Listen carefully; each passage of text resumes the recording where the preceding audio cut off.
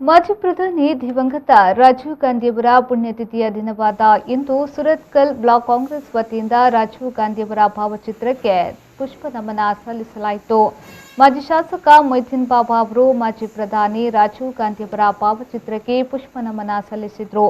ಇದೇ ವೇಳೆ ಮಾತನಾಡಿದ ಅವರು, ಸದೃಢ, ಸ್ವಾವಲಂಬಿ, ಸಮೃದ್ಧ ದೇಶ ಕಟ್ಟುವ ಕನಸನ್ನ ಕಂಡವರು ರಾಜೀವ್ ಗಾಂಧಿಯವರು. ಅವರ ಪುಣ್ಯ ಸ್ಮರಣೆಯ ಈ ದಿನದಂದು ಮಂಗಳಮುಖಿಯರಿಗೆ ದಿನಸಿ ಸಾಮಗ್ರಿಗಳನ್ನು ವಿತರಿಸುವ ಕಾರ್ಯ ಮಾಡುತ್ತಿದ್ದೇವೆ ಎಂದು ಹೇಳಿದರು.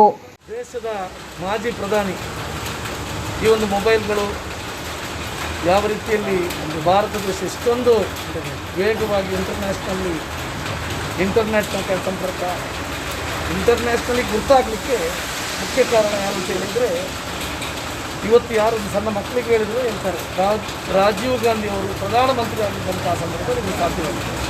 ರಾಜೀವ್ ಗಾಂಧಿ ಅವರು ದೇಶಕ್ಕೆ ಒಂದೇ ಕೊಡುಗೆ ಅಲ್ಲ, ಇವತ್ತು ಕಾಲೇಜಿಗೆ ಹೋಗುವ 18 ವರ್ಷದ ಯುವಕರಿಗೂ ಮತದಾನದ ಹಕ್ಕನ್ನು ಕೊಟ್ಟಿದ್ದಾರೆ. ನಿಮ್ಗೆ ಗೊತ್ತಿರ್ಬೋದು, ಇಂತಹ ರಾಜೀವ್ ಗಾಂಧಿಯವರು ದೇಶಕ್ಕಾಗಿ ಪ್ರಾಣ ಕೊಡ್ತಾರೆ. ಇಡೀ ದೇಶ ಇವತ್ತು ಕಾಂಗ್ರೆಸ್ ಪಕ್ಷ ನಿಮ್ಗೊಂದಿದೆ, ಇತಿಹಾಸದಲ್ಲಿ ಎಷ್ಟೋ ಜನರು ಸ್ವಾತಂತ್ರ್ಯದ ಪೂರ್ವ, ಸ್ವಾತಂತ್ರ್ಯದ ನಂತರ ಮಹಾತ್ಮ ಗಾಂಧಿಯವರು ಕಾಂಗ್ರೆಸ್ನಿಂದ ದೇಶಕ್ಕೆ ಸ್ವಾತಂತ್ರ್ಯ ಮತ್ತು ಹತ್ಯೆಯಾದದ್ದು. ಇಂದಿರಾ ಗಾಂಧಿಯವರು ದೇಶದ ಏಕತೆಗಾಗಿ ಹತ್ಯೆಯಾದದ್ದು ಕಾಂಗ್ರೆಸ್.